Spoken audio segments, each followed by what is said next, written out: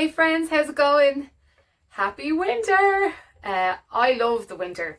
I know a lot of people hate it, but for me, I love getting the jackets, the hats, the boots, and basically any leopard print I can squeeze into my life on a fabric that keeps me warm.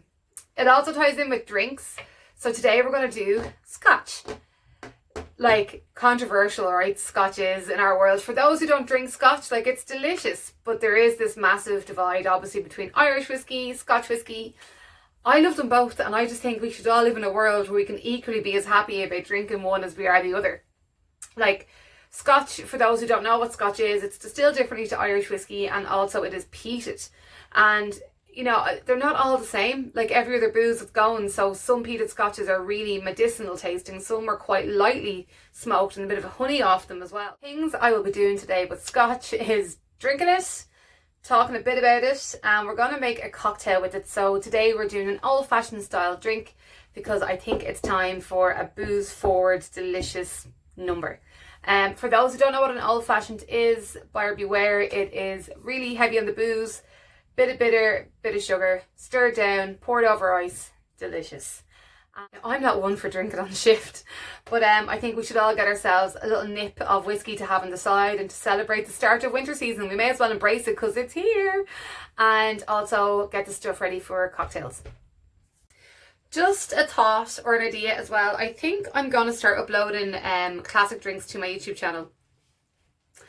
It's a needs must at the moment. I never thought I'd say those words, but it's cool to have a catalogue of all the work that you're doing.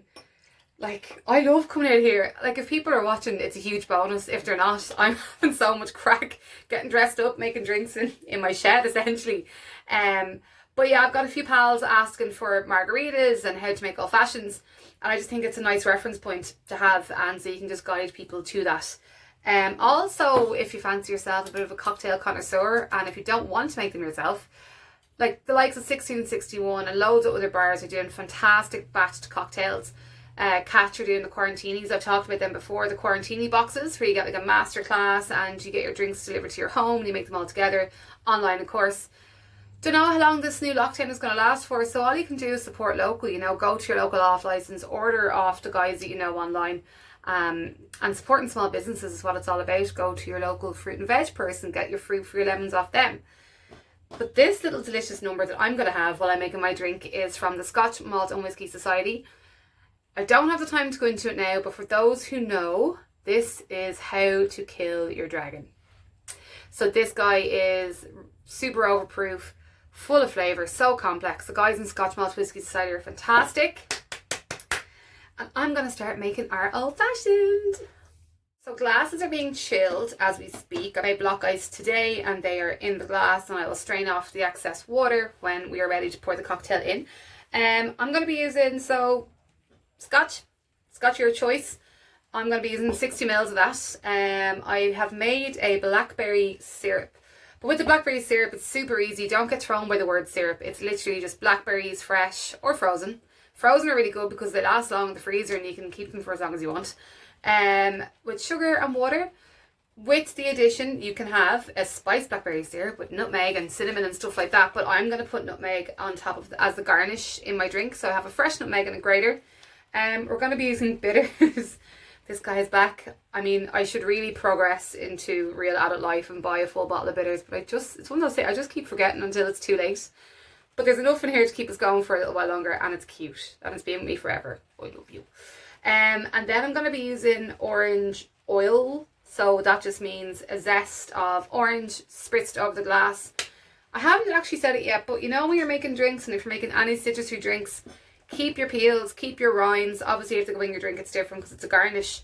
But reuse and recycle, friends. So if you've made like a lemon drink, a lime drink, keep your husks. You can put them in sugar water, make a syrup. With the blackberry now, you can keep that. So there's two things you can do.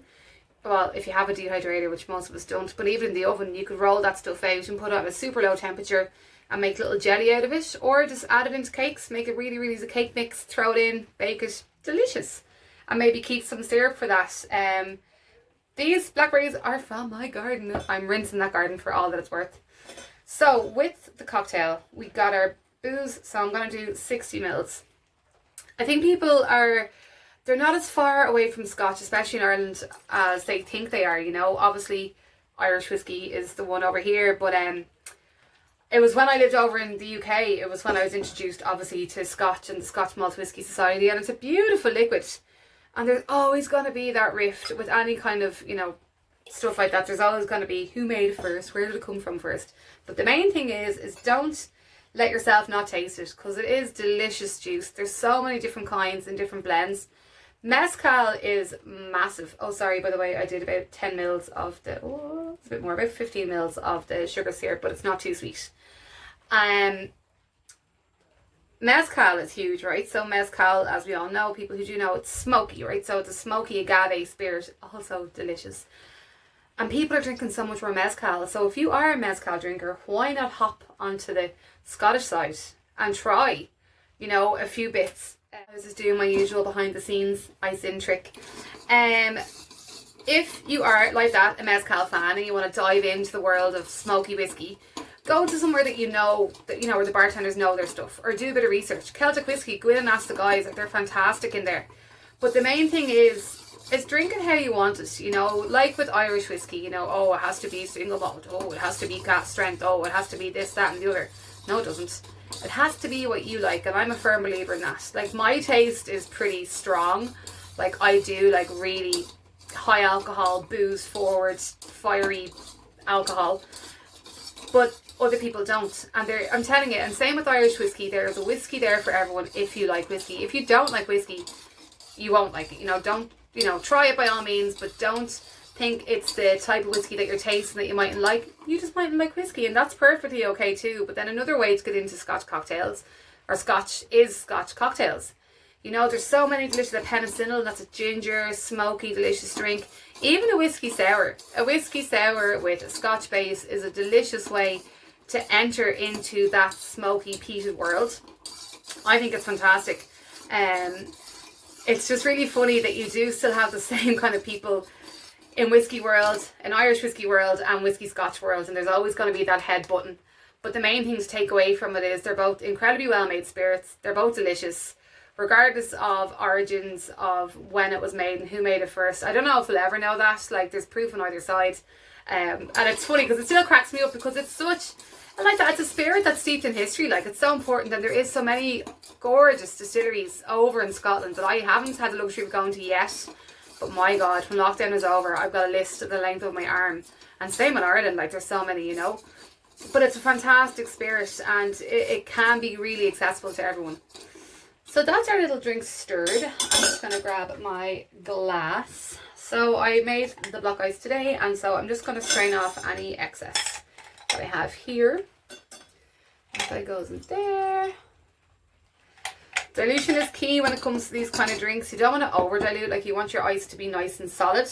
The reason that we use block ice in drinks is to maintain a certain level of dilution, and it keeps your drink cold, and it dilutes at a pace. But sure, if you don't have black ice, that's also grand. You know, it's a drink is a drink in these times. So pour this guy in here. Make sure it's all in.